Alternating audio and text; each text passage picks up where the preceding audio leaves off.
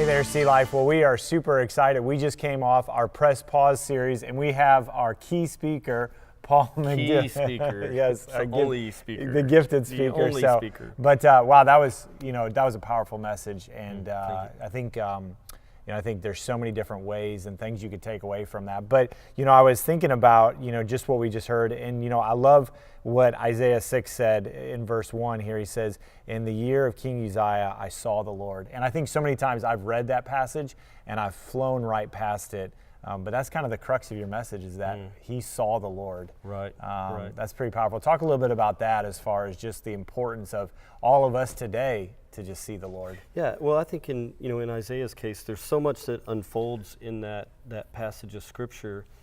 His response is important. God removing his guilt and his sin. Him being available for ministry and called to ministry. Out of that's important, but it all starts with that idea of really seeing the Lord. Yeah. And I think for any of us that are believers, there has to have been a day that we had a picture of God. There was a day that you had a picture of Jesus, that you saw him on a cross, you saw him in some way, that it was that sight that changed your life. Yeah, I love what you said there, but a picture changes everything, because I think, Isaiah comes in contact, and many times I think we look around and we say, well, I'm better than Paul and I'm better than this guy, but Isaiah says, I saw the Lord. I saw a whole different level of holiness, or a standard of holiness, and so I think it's easy for us to forget how different Christ is than us. Yeah, and that, in Isaiah, that passage of Scripture should remind us about God, because the scene is really pretty mind-blowing. Yeah. The scene is unbelievable. The way Isaiah describes it, and he talks about, all of this majestic thing that he sees the Lord, and he's seated on a throne, he's high and lifted up, and even his language paints this picture of majesty for us. Yeah. And then he talks about everything shaking, the whole place is rumbling, there's smoke everywhere, his train is kind of freaking out, and these weird, little fire snake, you called it, or something. Fire snakes, fire serpents, they're flying around, and you're going, this is quite a scene, and it's all around God's otherness. It's all around the Lord is different and unique and set apart. Yeah, that's and good. So that really should remind us of that. Yeah. So let's bring this down to like the super practical for us in Sunnyvale, Texas right now in 202018. What do you say? Not just Sunnyvale. Well, but for us, we're here right now, you and I. Gotcha. But what would you say to the person who has lost a little bit of that all of God? Because I think we all get there at time. I mean, it becomes it's Jesus, and he's the Son of God, but if Isaiah were here today, he'd be like, y'all, it is so much bigger. Right. What do you say to the person? How do we keep that fresh in our mind, just how other he is? Well, I would say the best way I know to see the Lord is in his word. Yeah. That you open up the Bible, particularly the Gospels, and you start reading the Gospels, and you get a picture of Jesus in the Gospels. Yeah. So you get a picture when Jesus is doing miracles, and you get a picture when he's responding to people that are in need, and he's helping them, and he's healing the sick, and he's feeding the hungry, and he's responding to people that are caught in really awkward situations. Yeah. When you read through the Gospels, I think it gives you a clear picture of Jesus. Yeah, and I love what you said here, the idea where Isaiah says, woe is me, and if we were to translate that today, it's the idea of uh-oh. Yeah. And I think for myself, if I want to be real candid, I fear sometimes seeing Jesus for who he really is, because it reminds me of who I am. It reminds me of all of my shame and all of my struggles. Yeah, right. And so I think maybe there's some tension there where people don't want to see Jesus for who he is, because it reminds us of just the person we are outside of Christ, and it's a scary thing. Yeah, it should be. Yeah, it should be. Honestly, I think that's one of the things that we miss sometimes. It should cause us, when you really see God for who he is, it should cause some introspection in our lives. And that's good. And like I said, you said this before, but the idea that a picture changes everything, and I think when you encounter Christ, not religion, not church, when you encounter Christ, you can't leave unchanged. You you walk away thinking differently, acting differently, loving differently. I mean, the whole idea is that if you're going to church and nothing's changing, then you're not encountering Christ. Yeah, because right. He doesn't leave you the way He did. And that really is what we're about as a church. You know, well, I mean, I know for me, I go into every week thinking, man, I hope today, every Sunday, I hope today we can show people Jesus. Yeah. Because I know that if you really see Jesus, then it's going to shake up your life. It's going to change you at the very core of who you are. Yeah. So you had that just powerful story of the first time you saw Julia, and just the impact it had on you. And I wish sometimes it was a little bit more tangible for us with Christ. But I love what you said, is that's where we go to Scripture, not because it's an assignment, not because it's legalism, but because that's where we go to see a picture of who Christ is. And I think just as a really practical thing people can do, I think a lot of times we get into kind of devotional reading, or a lot of times, and we're reading Scripture.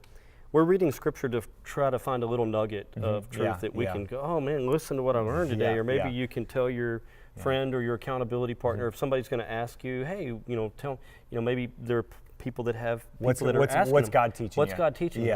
Here it is. Yeah, Here's this nugget. Yeah, Let me tell you what God taught me. Yeah. But I think the more valuable way to approach devotional time is to go to Scripture to try to see God. That's awesome. To say, man, God, I want to see you in this time. Yeah. And so, what about you?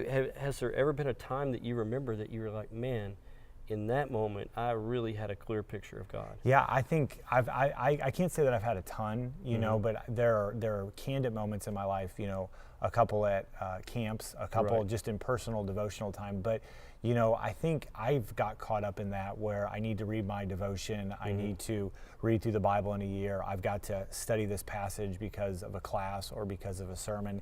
And you know what? Those times have never been intimate for me with Christ, because it was about an ends and not a means to the ends. And I use this illustration all the time that the first time you go on a date with your spouse, you're not trying to get a nugget, you just want to spend time with them. And I always joke that my wife and I, we've been married 10 years now, and how bad it would be if we went on a date and at the end of the date I was like, well, that was stupid, I didn't get a nugget, I didn't learn something. You go to spend time with them. And I think we lose that in Christianity because it becomes about an assignment, it becomes about something you've learned. And I think if God were to come to us today, He would say, just spend time with me, just gaze upon me. And so I think I'm learning, I'm struggling with that, to be honest with you. I'm learning that I think God just wants me to look at Him. And that's the change. That's the thing. And that's that passage of Scripture in Hebrews chapter 12. That just reminds us to fix our eyes on Jesus. And I think that's a matter of that's a daily calling to daily say, man, how am I seeing Jesus today? And how we have a tendency, everything else. It's like when you're in the car and you're driving, and it drives me crazy when there's a slowdown on my side because there's a wreck on the other side, because everybody wants to look at the wreck. Everybody wants to turn their head toward the wreck. And I think it's okay to turn your head, but you need to turn your eyes back to Jesus. In the midst of crisis, people are going to turn their head. They're going to look in another direction. If we can just train ourselves to continually go, you know what? I want to see Jesus today. Yeah, and I remember this from the days of running track in middle school and high school, is that where your eyes are at, your body's going to go. And so they would tell you, run straight ahead, look straight ahead, because focus. Because if you start looking to the left or right, your body veers. And the same thing with driving is that you start to veer that direction. And it's so true that where our eyes are fixed, our heart will follow after. And so So maybe that's a good question for you guys at home, is to talk about just this idea of maybe what it looks like to not necessarily have a daily devotional, but to really fix your eyes on Jesus, to just spend time in His Word. And talk a little bit about the struggle for that, maybe that you've had or you've just even experienced in your own personal relationship with Christ.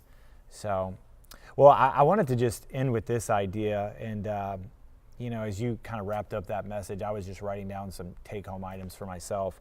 And I just challenged myself what it would look like to catch the glory of Jesus once again. Because I've been a Christian for 30 plus years now. And it can become, it's Jesus, and you lose some of that awe and wonder. So what do you say to the seasoned Christian who maybe not that they're burnt out, but that they need a freshness. They need I don't know, maybe they need just a newness of who Christ is. Well, I think a lot of times we get caught up in what we're doing, and we forget to gaze. We forget to fix our eyes on. We get caught up in ministry, and Isaiah does that in the passage. He ends up in ministry, but it came after his eyes were fixed on Jesus and not before. It wasn't like, I got to get busy serving God. I got to get busy serving. It was, wait, I've seen the King. I've seen the King here. Yeah. And so then I'm going to serve out of that. Yeah. And I think oftentimes we get so busy trying to do stuff for God that we forget to gaze upon God and to just allow Him to impact our lives. So. Yeah. I know I used to tell my students that I would always ask them a question. I would say, what's the most important thing you can do as a Christian? And so naturally they would say stuff like evangelism or baptism. And I would always say, those things are great, but the most important thing you can do is spend time with Jesus, because those things flow out of spending time with Jesus, And so people are going to look to the things that you're doing because of the person you've become, and that starts with it. But once again, that's not flashy and that's not exciting, but that's the foundation of who we are as a Christian, is that it's spending time with Jesus and gazing upon Him. And it changes everything. It really does. Absolutely. It really does. Absolutely. So, well, we are excited. I think this message has so many different take-homes, and so we just want to encourage you in your community group to talk about what that looks like for you personally, but for you also as a group. How can you guys encourage one another? How can you challenge one another to just look upon Jesus? Maybe talk about how He's impacted your life and how you've experienced Him, but also maybe what you can do to just slow down and stop worrying about doing this Christian thing and being in a relationship with Jesus Christ, because I promise you, it changes everything. A picture of Jesus, a clear picture, when Isaiah saw Him, it changed everything about the way he viewed life. And I believe the same thing is 3,000 years later, it changes us. And that's the beauty of Scripture, isn't it? Yeah, it's timeless. It's living and active. Yeah. So thanks so much for that message. I know that was dear to your heart, and it was a good word. It was a good word. You. So Thank you. Thanks so much. Have a good time at your houses, and we'll see you later.